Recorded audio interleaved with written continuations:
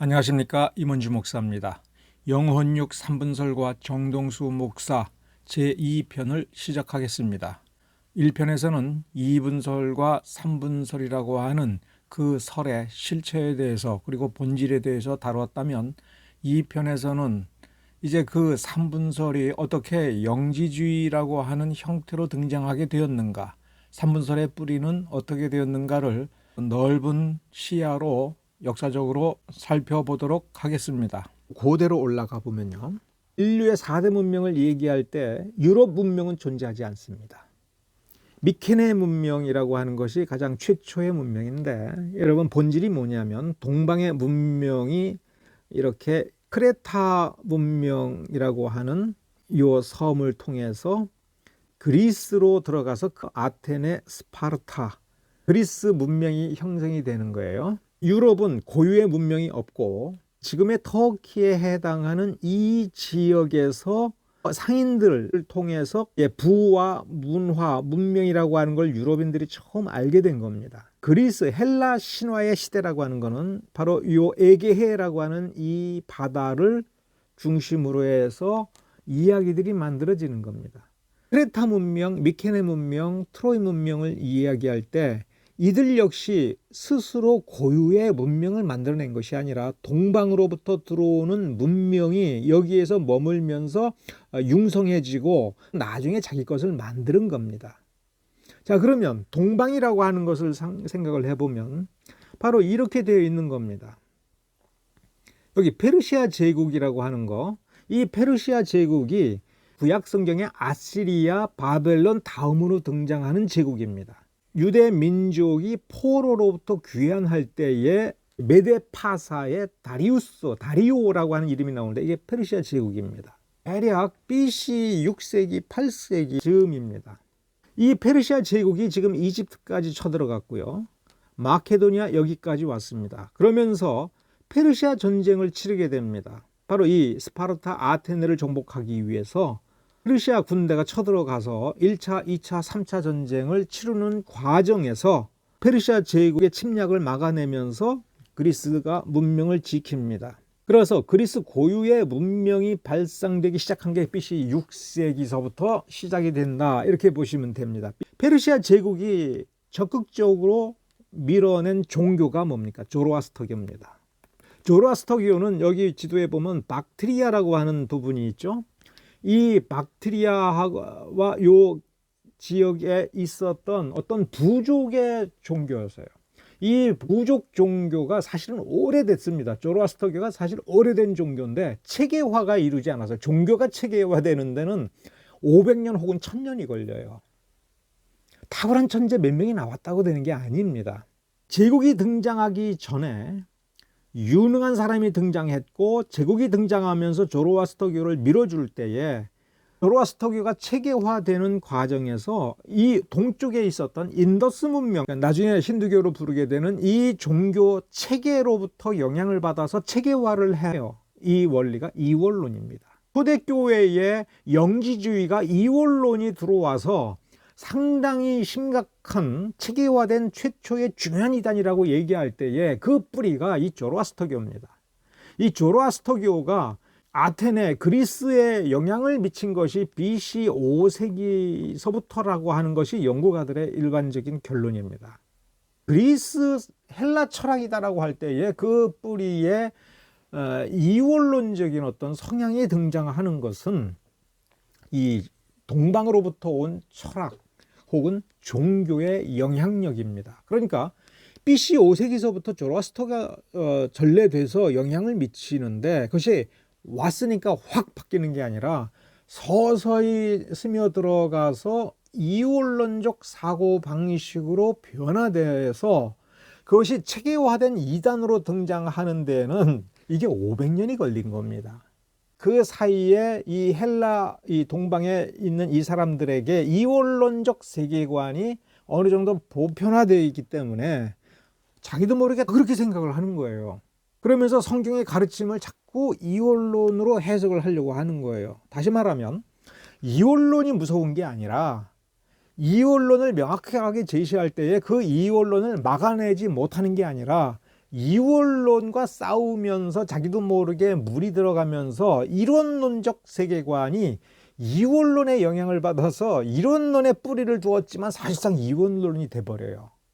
성경에서 시적인 표현들, 비유적 표현들을 문학적인 거니까 넘어 들어가는데 나중에 자기가 어떤 것을 판단하고 결정할 때엔 이원론적 원리에 의하여 판단해요. 하나님께서는 여전히 이 세계를 창조하셨을 때의 그 원리대로 섭리하고 통치를 하십니다. 인간의 운명은 가장 복된 것은 그 하나님의 통치 원리에 부합하는 세계관을 가지고 그런 세계를 만들어낼 때에 인간은 살기 좋은 거예요. 행복할 수 있는 겁니다. 문제가 생겨도 해결하기가 쉬운 거예요. 그런데 하나님의 통치 원리와 정반대되는 다른 세계관을 가지고 다른 방식의 세계를, 자기 세계를 만들어 나가고 그 인생관을 만들어 나갈 때는 하나님께서 이 세계를 운행하는 질서와 충돌하는 원리를 가진 세계를 또 만들어 가지고 대결을 시켜버린 거예요. 그럼 거기에서 더 큰 불행이 벌어지는 겁니다. 인간 세계가 타락했을지라도 하나님은 악인까지도 사랑하셔서 해를 비치시고 비를 주시고 농작물이 자라게 하시는데 거기에서 악마적 세계를 만들어버리는 겁니다. 악마적 세계를 만들면서 이게 진짜 천국이다라고 생각을 해버려요. 하나님께서 통치하는 방식과 어긋나는 인간 질서를 만들어버리니까 거기에 엄청난 부작용이 나타나 버리게 되는 겁니다. 그러니까 인간의 불행은 인간이 스스로 만드는 경우가 너무나 많아요.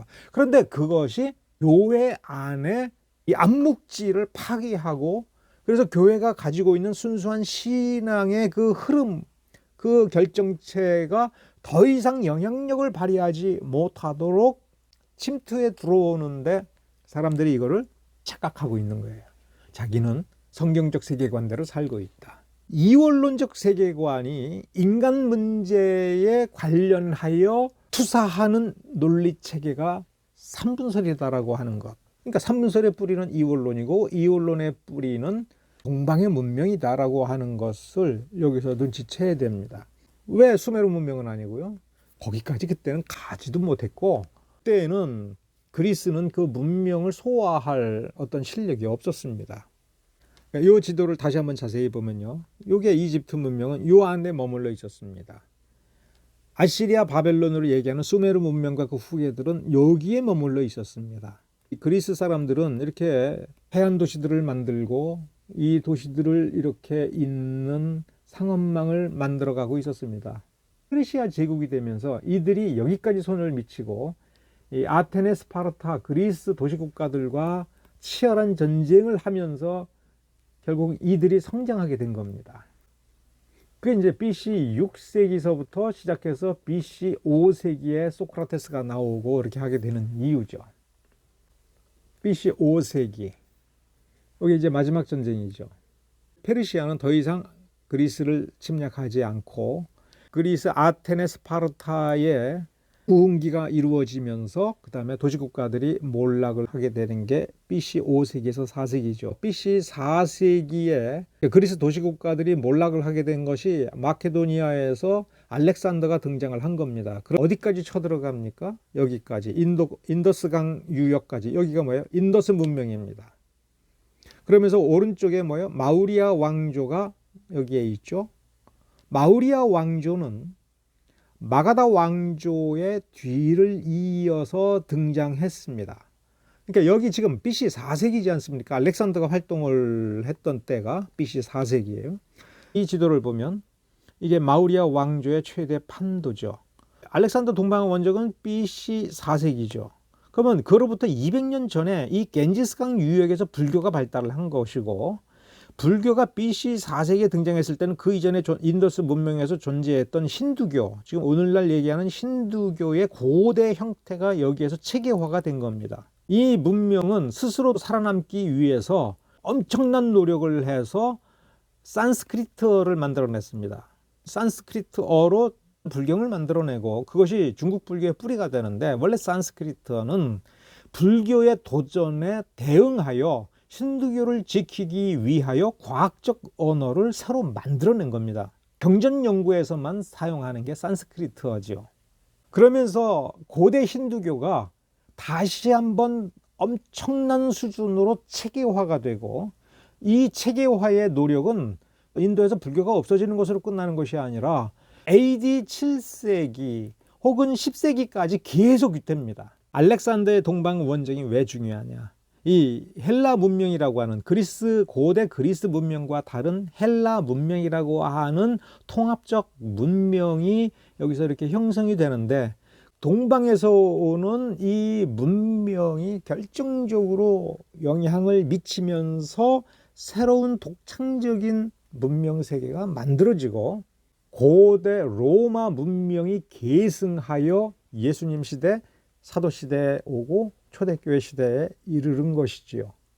그러면 교회가 순수하게 성경적 암묵지를 추구하고 성경적인 문화를 추구를 한다고 할 때, 그 주변 문명이라고 하는 것은 굉장히 이 기독교 신앙에 위협이 되고 있는 겁니다. 좀 더 구체적인 것은 이제 정동수 목사의 진술들을 분석하고 비판하면서 제가 설명을 드리고요. 여기서 왜 저 지도를 봤는지 이제 설명을 드리겠습니다. 모든 종교는 영혼의 문제에 있어서 본래 모르겠다라고 하는 것이 정답입니다. 성경도 영과 혼, 영혼이 어떻게 구성이 되고 있으며 어떤 기능을 하고 있는지 구체적으로 말해주지를 않아서, 기독교는 인간의 영혼이 심지어 육체와 결합했다라고 하는 것, 결합한 상태가 살아있는 사람의 상태라고 하는 건 알지만 어떤 식으로 결합이 되어 있는지, 그 결합 방식이 어떻게 생겼는지 우리는 모른다라고 하는 것은 기독교만의 문제가 아니라 원래 모든 종교가 그렇다 하는 것입니다. BC 6세기에 석가모니 고타마 시다르타가 득도를 하고 제자들을 가르칠 때에도 십사무기라고 해서 너희들은 질문하지 마라. 나는 모른다. 대답하지 않겠다. 그리고 그런 문제에 대해서는 너희들이 절대로 신경 쓰지 마라. 아무 유익이 없다라고 하는 것 중에 하나가, 신은 어떤 존재입니까? 라고 하는 질문, 이런 거 질문하지 마라. 두 번째, 영혼이 어떻게 생겼는지 그런 거 질문하지 마라. 영혼이 있는지 없는지 그런 거 질문하지 마라. 영혼이 어떻게 될지 질문하지 마라. 붓다가 환생을 할 때에, 그래서 사람들에게 진리를 가르칠 때에 눈에 보이는 그 붓다가 육신을 가지고 왔는데 그 육신은 어디서 가져온 것인지 그런 거 묻지 마라. 그러니까 영혼 모르겠다라고 붓다도 원래는 얘기한 거고, 그 모르는 거는 정상이고 그건 알 필요도 없는 거라고 원래 가르친 거예요. 우리가 유교라고 얘기하는 것이 원래 제자백가의 유가 사상인데, 공자를 엄밀히 얘기하는 사람들은 공자는 제사를 거부했다고 얘기합니다. 그거 왜 그러냐? 유가는 원래 예세를 다루는 학문이 아니에요. 왕과 제후, 그 다음에 그 제후의 신하들, 그래서 공경대부사, 이들이 현실에서 어떻게 자기를 가다듬고 어떤 역할을 해야 이 세상이 살기 좋은 세상이 되느냐라고 하는 치세와 경륜을 다루는 학문이에요. 유가는 정치학인 거예요. 정치와 통치술이며 각 신분과 직분에 맞게 어떻게 해야 되는지 그거를 예라고 하는 개념으로 표시를 한 것인데, 영혼의 문제를 들이대니 난 그런 거 모르겠다. 제사 뭐하러 드리는지 나는 모르겠다. 그럼 죽으면 어떻게 되느냐? 내 육신은 썩고 내 속에 무언가가 있으면 그건 뭐 공중에 사라지겠지. 이 정도로 즉 소멸을 얘기를 했습니다. 그러니까 오늘날 유교라고 하면서 제사 드리고 조상신을 섬긴다라고 할 때에는 이게 사연이 있는 것이고, 거기에는 본래 공자의 가르침이 아닌 변질되어서 만들어진 게 유교라고 하는 거예요. 이러한 변질이 어디서 일어났느냐? 당나라 때입니다. 당나라 보통 9세기 때에 변질이 일어나요. 그 뭐하고 섞이냐면 도교하고 섞입니다. 이 도교도 원래 도가로 나왔을 때는 노자, 장자가 얘기할 때는 이건 역시 종교가 아니었어요. 이건 역시 현실 문제를 다루는 치세였습니다. 일종의 통치술이었어요. 그러던 것이 1세기서부터 음양가, 그러니까 음양오행설이죠. 음양오행설이 원래 유교에서 나온 게 아니고 음양가라는 제자백과에서 나온 거야. 그 다음에 신선사상이 들어가면서 짬뽕이 돼가지고 종교가 돼요. 종교가 되면서 신선이 되고, 신처럼 살게 되는 어떤 이상향을 꿈꾸는 것이 됩니다. 그러니까 원래 도가였을 때에는 그것도 이상향을 꿈꾸는 것이 아니라 이상적 통치를 제시하는 방편이었어요. 그런 것이 도가가 아니라 이제 도교가 돼버리면서 서로 짬뽕이 이루어집니다. 유교와 불교가 다시 한 번 더 통합을 하게 되는 것은 12세기에 주자 성리학이 나오면서부터입니다. 공자와 맹자 중에 초기 유학은 공자 사상을 따랐다면 주자 성리학은 이제 공자의 시대는 갔으니까 맹자를 중심으로 하여 새로운 체계를 제시하여 이상향을 이 땅에 만들어 보자라는 겁니다. 주자 성리학의 매우 중요한 특징이 뭐냐면 심학, 마음의 문제를 다뤄요. 그래서 그 전까지는 인간의 내면 속에서 어떤 일이 벌어지는 것인가에 대해서는 그냥 닦을 뿐이지 그걸 체계화하고 이론으로 논쟁을 하지를 못합니다. 근데 주자 성리학이 나와서 인간의 내면에 있어서 그 근원인 이와 기, 즉 영혼의 문제를 다룬 거예요. 쉽게 얘기하면.